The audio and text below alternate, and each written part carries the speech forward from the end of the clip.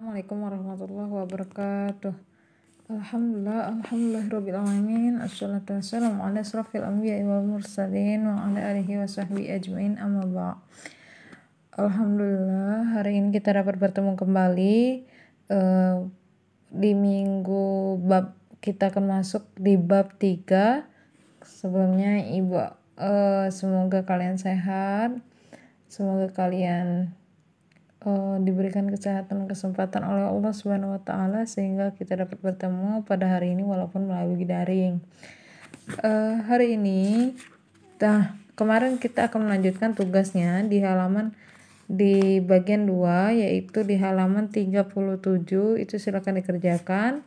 Dan kita akan melanjutkan di bab 3, yaitu apa yang dapat kita capai pada hari ini, yaitu kalian dapat menjelaskan pengertian dalil menuntut ilmu dan menyebutkan adab-adab menuntut ilmu dan menyebutkan manfaat ilmu itu apa, dan kalian itu dapat menunjukkan perilaku yang semangat dalam menuntut ilmu.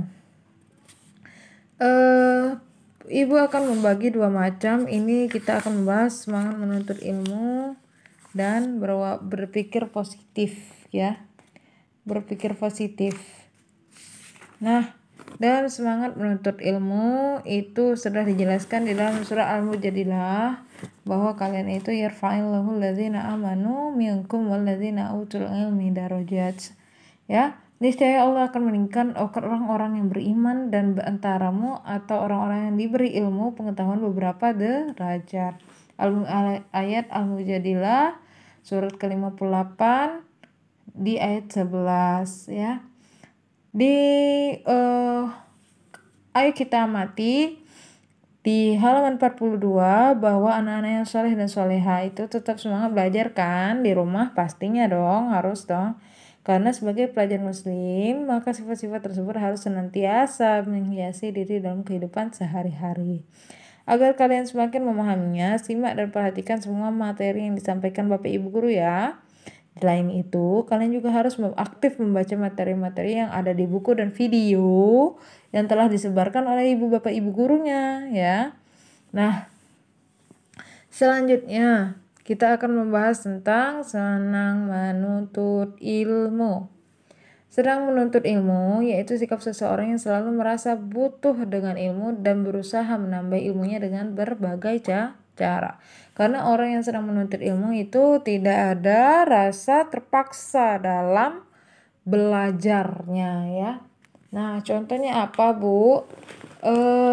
Contoh di dalam salah satu dalil dijelaskan bahwa talabul ilmi faridatun ala kulli muslim, ya. Menuntut ilmu itu wajib atas setiap muslim, ya. Setiap muslim, bukan setiap manusia. Manusia boleh, manusia itu memang harus wajib, tetapi khususnya kita sebagai seorang muslimah, hadis riwayat Ibnu Majah ini menjelaskan bahwa seharusnya orang yang muslim, orang yang memiliki keyakinan Islam itu harus menuntut ilmu itu sebagai hal yang wajib, ya, hal yang wajib. Jangan kalian kira bahwa kalian kira bahwa sekarang corona tidak diwajibkan untuk belajar, Bu. Biar mama saya saja, Bu, yang belajar. Nah, itu salah pemikiran kalian. Nah, ya, adapun yang kalian harus lakukan itu setiap harinya kalian simak apa yang diberikan oleh gurumu dan hayati apa yang kalian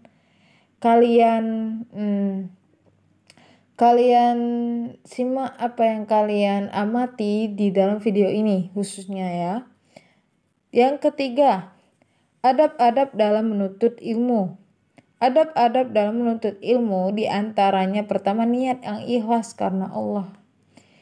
Bersungguh-sungguh dalam belajar, memperhatikan dengan sungguh-sungguh apa yang disampaikan oleh guru, bukan di skip videonya, bukan ya Bu, nanti bela Bu, kumpulnya Bu.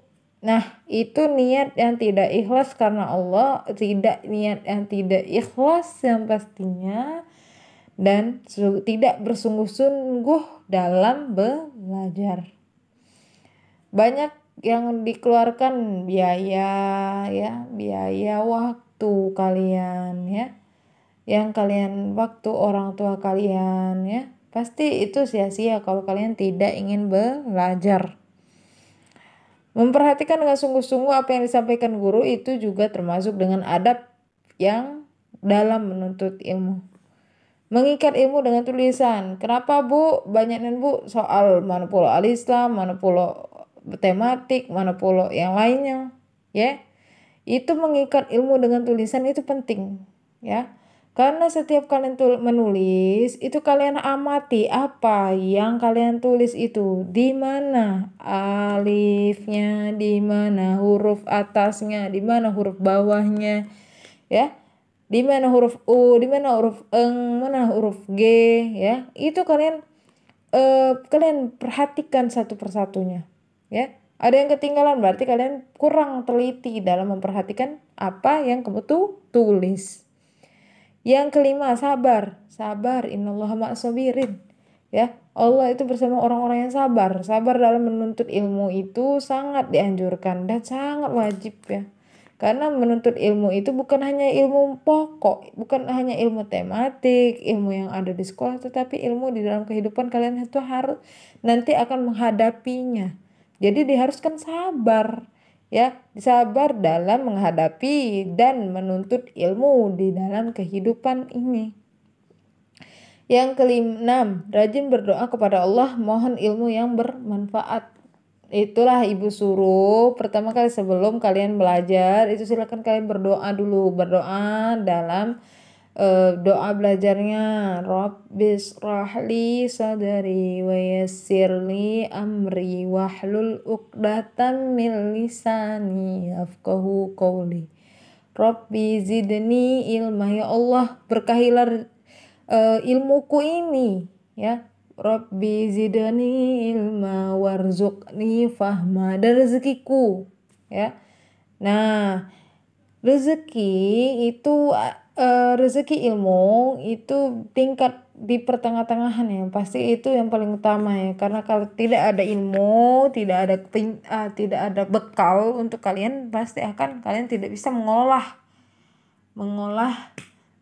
apa yang kamu bisa ya. Kamu tidak tahu potensi di dalam diri kalian itu pasti banyak orang yang ilmu itu banyak, bukan satu pintu. Oh, tematik dia ranking 1, itu ilmunya yang paling menonjol. Ya, setiap anak itu berbeda-beda ilmunya. Apa yang ia inginkan, apa yang dia dapatkan ya. Jadi, dalam menuntut ilmu ini kalian harus ikhlas ya. Innal mukhlisin, jadilah orang-orang yang ikhlas ya. Dan 4, manfaat orang yang senang menuntut ilmu ini apa? Sudah dijelaskan di ayat 58 tadi, ayat 11 tadi, di ayat surah Mujadilah, surat ke-58 ini, bahwa dijelaskan ditinggikan derajatnya. Allah janjikan itu. Allah akan meninggikan orang-orang yang beriman di antaramu. Yarfa'illahu alladhina amanu minkum. Yarfa'illahu alladhina amanu minkum walladhina utul ilmi darajat. Ilma darajat ya. Orang-orang yang beriman di antaramu dan orang-orang yang diberi ilmu pengetahuan di beberapa derajat itu ya. Itu berarti ditinggikan derajatnya. Dan lanjutnya dimudahkan jalan menuju surga. Barang siapa menempuh jalan suatu ilmu, menuntut ilmu agama yang pastinya, pasti Allah akan memudah baginya jalan menuju surga. Ya.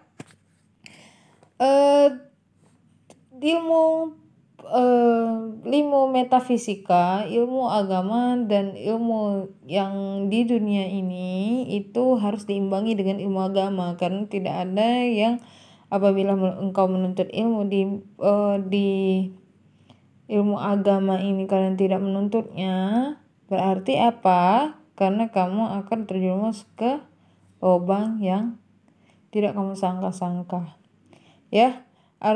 Dan selanjutnya agar tidak dimurkai oleh Allah, dunia dan seisinya dimurkai Allah kecuali yang memanfaatkannya demi kepentingan zikrullah. Dan serupa dengan itu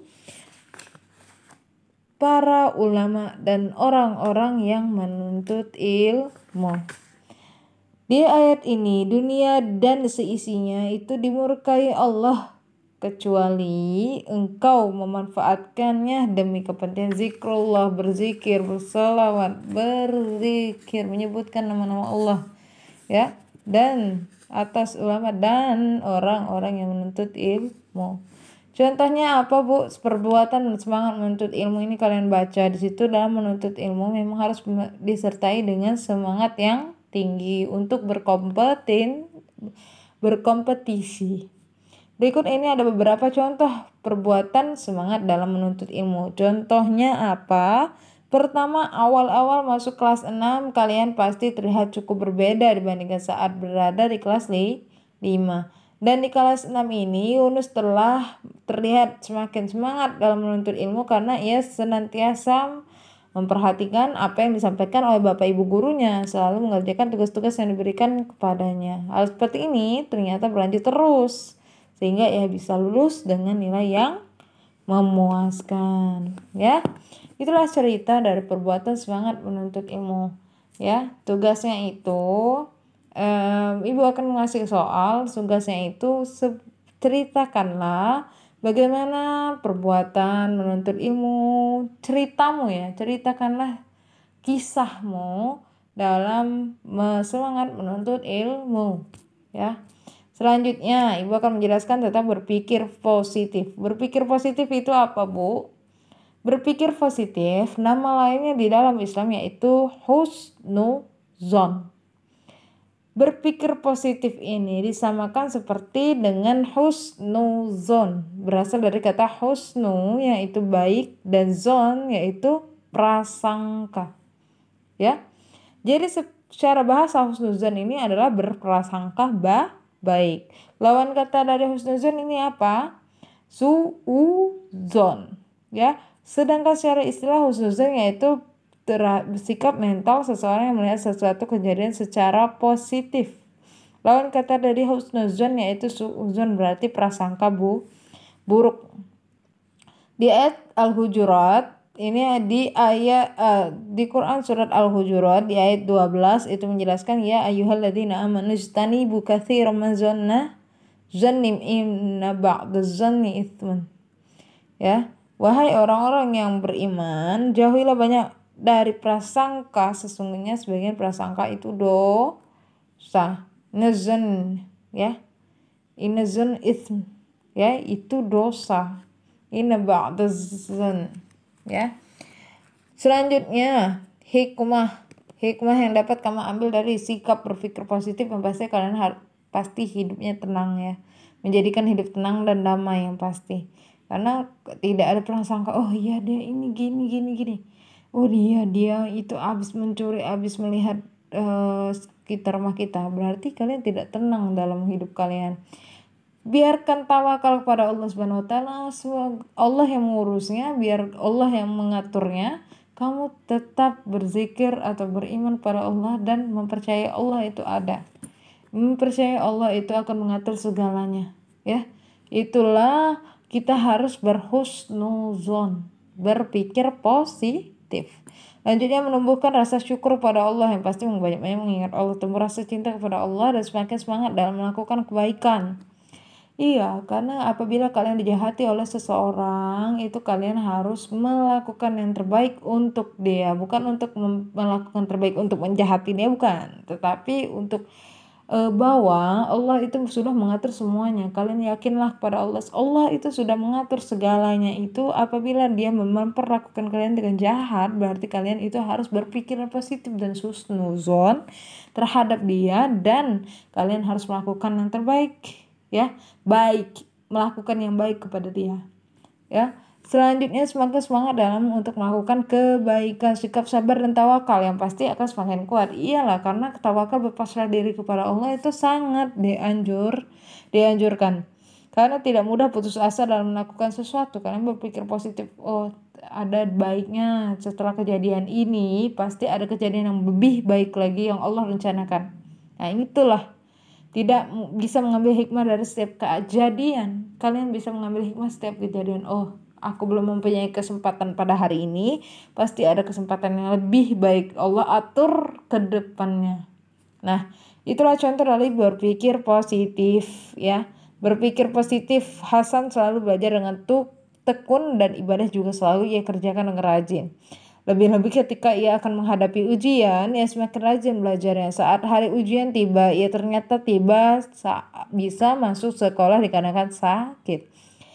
Meskipun sebetulnya Hasan sedih, tetapi ia tetap berpikir positif kepada Allah dan berusaha mengambil hikmah di setiap kejadian.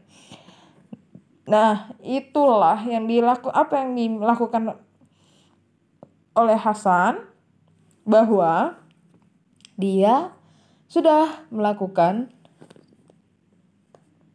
husnuzon, ya.